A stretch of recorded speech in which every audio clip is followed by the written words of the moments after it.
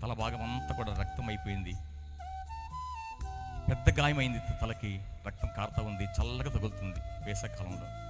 నేను అనుకున్నాను కేవలం తలకి మాత్రమే గాయమైంది, అంతా బాగున్నానని ఇలా చూసుకునేసరికి చేతిలో అరచేతిలో ఉన్నటువంటి సగభాగం కట్టయిపోయి అలా ఎలాడుతూ ఉంది. అలా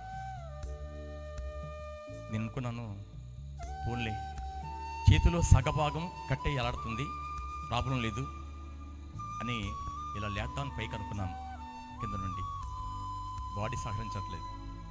నేను అనుకున్నాను ఏదో సంథింగ్ జరిగిపోయింది అనుకున్నాను. దూరంగా ఒక కానిస్టేబుల్ తిరుగుతూ ఉంటే ఆ కానిస్టేబుల్ని ఇలా చేతితో పిలిచాను నేను. ఆయన దగ్గరికి వచ్చాడు. దగ్గరికి వచ్చి నన్ను పలకరించి నన్ను ఆటోని పిలిచి గాంధీ హాస్పిటల్లో జాయిన్ చేశాడు. ఈ గాంధీ హాస్పిటల్ జాయిన్ చేసిన తర్వాత వాళ్ళు నాకు ట్రీట్మెంట్ ఇవ్వడానికి అప్పటికప్పుడు తలకు కుట్లేశారు.